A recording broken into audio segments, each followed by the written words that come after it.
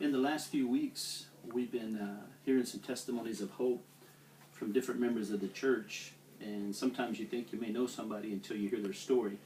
But last week, when Miss Beverly gave her testimony, and previously when Adam gave his, there were some things I didn't know about them that really surprised me. And you know, it's been good to hear these other testimonies because you know that sometimes when you've been through some things, that you're not really facing those things alone. And it's good to have brothers and sisters in Christ that you can turn to when you have concerns or when you're hurting inside or something's going on that you really need someone to talk to. And we have that here at this church. I have friends I can turn to. I think we have great leadership in the church, and our pastor and his wife, I really appreciate all the things they've done. I first came here in 2003. Kind of a background in my life before I came here to the church. I grew up in Stigler, Oklahoma, down in southeastern Oklahoma. My parents both had about 9th grade educations. They were both brought up on farms. My dad's family had 12 kids in it, my mom's 15. They were like the Leonards, I guess.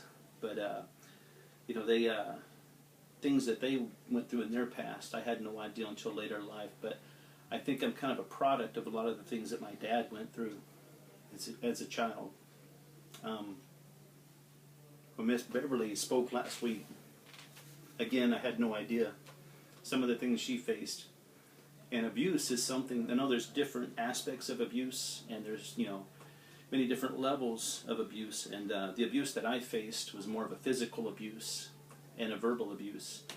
I definitely believe in disciplining a child, but there is a line that can be crossed. And unfortunately, as a child, my dad had kind of lost control of his life, and he became very angry and very abusive. And there was times where, I won't go into specific details, but there was times where I actually feared for my own life, and I wasn't sure every day, you know, if I was going to make it through whatever he was going through, because he was dealing with some internal battles. But what I didn't know was, until I found out as an adult, with a redemption with my dad came later, but what I didn't know was the things that my dad faced as a child. My dad was very physically abused, also molested.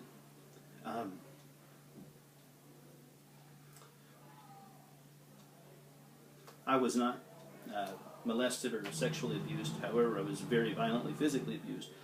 And again, at the time, there was no caseworkers around. There was nobody that could come in, and I really thought myself as a child that I was the real problem. I really thought that, you know, I was the one with the issues, and if I could just do what was right, I would no longer bring that rage on myself. But, you know, it wasn't just me, it was my brothers and sisters as well.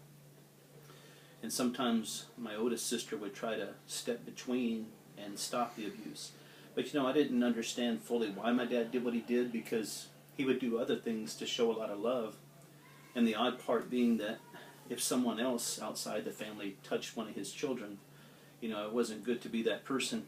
But one of my school teachers found that out the hard way.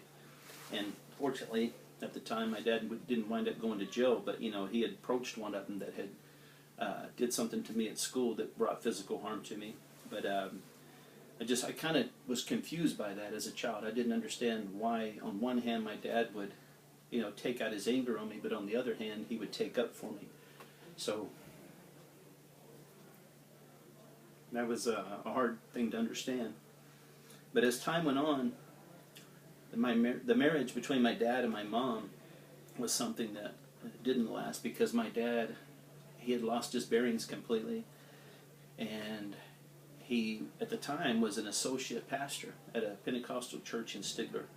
He lost his license to minister because he left my mom and left us. And I don't know exactly every detail of it, but he did meet someone else, and he married her, and she became my stepmother, and she still is to this day. I very much love her. She's a very wonderful woman. She's always been good to me. But, you know, as a child, I didn't understand why all of a sudden my parents were no longer going to be together. But there was a part of me that was pretty happy, in a sense that I felt like I was going to be okay after all.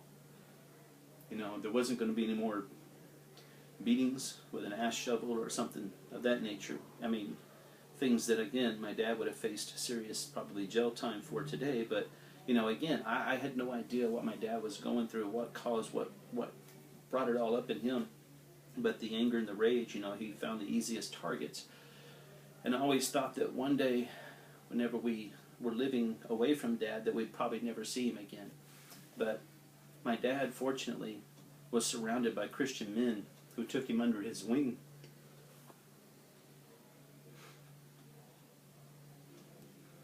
And counseled him. And he eventually started helping in a ministry in Mexico. And I think that's where he regained his focus